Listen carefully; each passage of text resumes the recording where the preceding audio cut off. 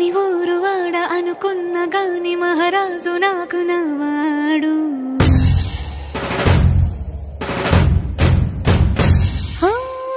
మాట పెడుసైనా మనసులో వెన్న రాయిలా ఉన్నవాడిలోన దేవుడెవరికి తెలుసును నాకన్నా. సూసేకి అగ్గిరవ్వ మాదిరే ఉంటాడు.